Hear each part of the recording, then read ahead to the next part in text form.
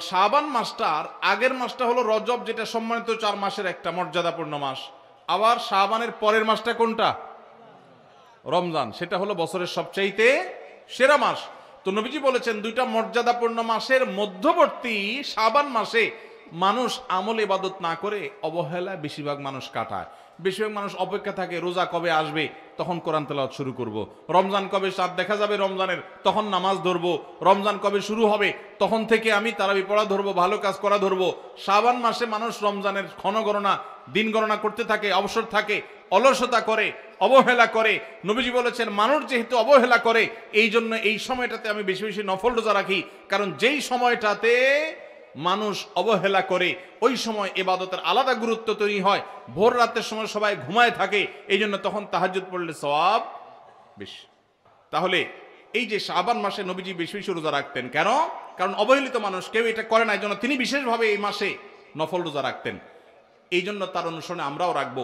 দ্বিতীয় কারণ তিনি বলেছেন কেন তিনি এই মাসে বেশি রোজা রাখেন, ওই যে ওসামা ইবনে যায়েদ রাদিয়াল্লাহু আনহুকে দুইটা কারণ বলেছেন। এর মধ্যে একটা হলো শাবান মাসটাতে মানুষ অবহেলিতা করে, আমল ইবাদত একটু কম করে, কারণ রমজান আসবে আসবে বলে অপেক্ষা করে। সেজন্য তিনি এই মাসে বেশি বেশি আমল করেন, কারণ অবহেলার টাইমের আমলের গুরুত্ব একটু বেশি। দ্বিতীয় কারণ হলো তিনি বলেছেন শাবান মাসে বান্দার আমলনামা আল্লাহর কাছে উপস্থাপন করা হয়। ফেরেশতারা রিপোর্ট জমা দেয়।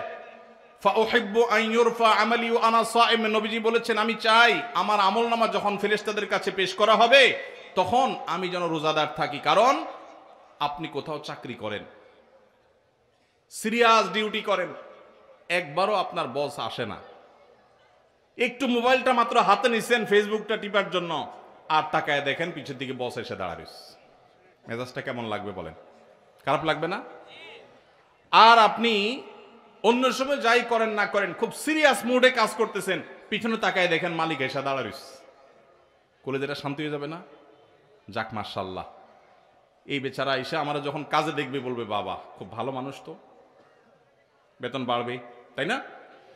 নবীজি সাল্লাল্লাহু আলাইহি সাল্লাম বলছেন যে আমি শাবান মাসে বেশি বেশি নফল রোজা এই জন্য রাখি, ফেরেশতারা আমার সারা বছরের আমলনামা আল্লাহর কাছে রিপোর্ট জমা দেন, সারা বছর কি করেছি না করেছি তার সব হিসাব জমা দেন।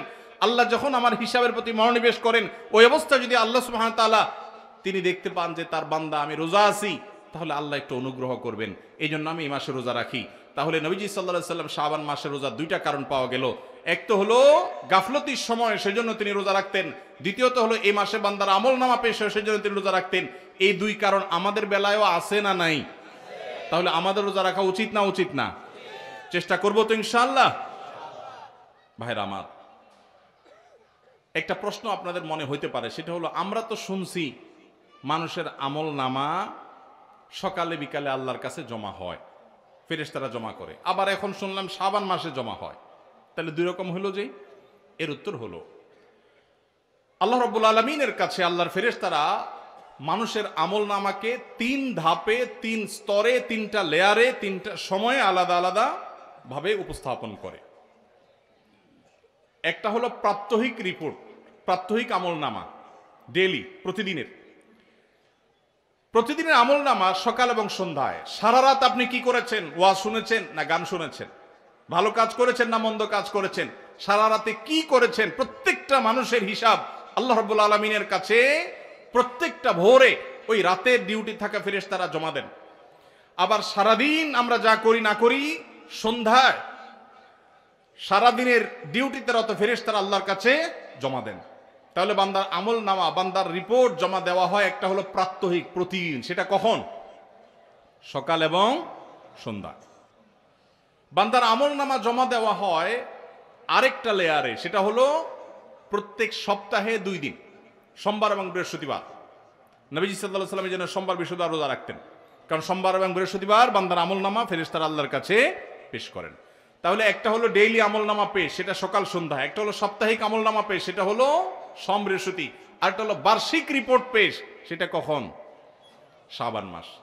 বিভিন্ন অফিসে যারা চাকরি করেন মাসের হিসাব দেওয়া লাগে একরকম, ডেইলির হিসাব দেওয়া লাগে আরেক রকম, বার্ষিক রিপোর্ট দেওয়া লাগে আরেক রকম, আছে না নাই? ঠিক একইভাবে আল্লাহ রাব্বুল আলামিনের কাছে আমাদের আমলনামা পেশ করা হয়। ভাইরা আমার, সেজন্য এই রিপোর্ট জমা দেওয়ার সময়গুলোতে বান্দা বিশেষভাবে আমলে মনোযোগী হবে। এই জন্য নবী সাল্লাল্লাহু আলাইহি ওয়াসাল্লাম বলেছেন ওয়াসাব্বিহু, আল্লাহ তাআলা বলেছেন কোরআনে কারীমে ওয়াসাব্বিহু বুকরাতাও ওয়া আসীলা, সকাল সন্ধ্যা আল্লাহর তাসবিহ পেশ করো। নবীজি সাল্লাল্লাহু আলাইহি সাল্লাম সকাল সন্ধ্যা বিশেষ তাসবিহ পেশ করতেন, জিকির আজকার করতেন, দোয়া করতেন, আমল করতেন, কারণ এই যে আমল জমা দেওয়া হয়, আমল নামা জমা দেওয়া হয়। আবার সোমবার বৃহস্পতিবার রোজা রাখতেন, কারণ আমল নামা জমা দেওয়া হয়। আবার শাবান মাসে বেশি রোজা রাখতেন, কারণ আমল নামা জমা দেওয়া হয়। তাহলে আমল নামা জমা দেওয়ার তিনটা লেয়ার আছে, মনে থাকবে তো ইনশাআল্লাহ ভাইরা আমার। এছাড়াও শাবান মাসে বেশি বেশি নফল রোজার আরেকটা কারণ আছে, সেটা হলো ইস্তেহাদি, সেটা হাদিস দ্বারা না প্রমাণিত না, সেটা বিভিন্ন মুহাদ্দিসগণ, ওলামা একরাম, স্কলারগণ বলেছেন। সেটা হলো হঠাৎ করে রমজানের রোজা যদি রাখা শুরু করেন, সারা বছর এক রকমের খাদ্য অভ্যাস, সকাল দুপুর রাতে খেয়ে, এখন হঠাৎ করে অভ্যাসটা চেঞ্জ হয়ে যাবে, ইফতার এবং রাতে সাহারি খাবেন আর সারাদিন না খেয়ে থাকবেন। হঠাৎ করে 30 দিনের রোজা রাখতে গিয়ে আপনার কষ্ট হয় কিনা, অভ্যাসটা আগে থেকে যেন হয়, সেজন্য শাবান মাস থেকে কিছু কিছু নফল রোজা রাখতে হয়। এটা হলো ওয়ার্ম আপ, রিহার্সেল, প্রস্তুতিমূলক রোজা। এই জন্য ভাই এই শাবান মাসে বেশি বেশি রোজা রাখবেন তো ইনশাআল্লাহ। পুরো মাসের প্রথম 15 দিন 20 দিন রোজা রাখার তৌফিক যদি নাও হয়, অন্তত একটা রোজা হইলেও নবীজির সুন্নাত আমল করতে গিয়ে আমরা কারা কারা করবো একটু হাত তুলে দেখি। একটা হইলেও রাখবেন ইনশাআল্লাহ, নিয়ত করছেন তো ইনশাআল্লাহ। সবে বরাতেরটা না, ওইটা বাদে একটা হইলেও রাখবেন, নিয়ত করছেন তো ইনশাআল্লাহ।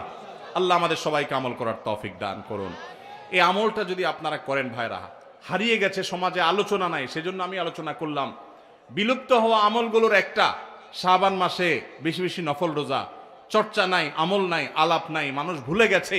আপনারা যে ঘরে ঘরে রাখেন, মানুষ জানবে, সুন্নাহটা জিন্দা হবে, ঘরে ঘরে আমলটা শুরু হবে। আপনি অন্য মানুষকে বলবেন একই কথা, তাকে উদ্বুদ্ধ করবেন, তাহলে নবী সাল্লাল্লাহু আলাইহি সাল্লামের ওই হাদিসের ফজিলত পাবেন। আপনি মৃত সুন্নতকে জিন্দা করলেন, সেই সওয়াবটা পাবেন। চেষ্টা করা যাবে তো ইনশাআল্লাহ। তো এই মাহফিল থেকে আমি সামারি করছি, কথা তো অনেকই বললাম।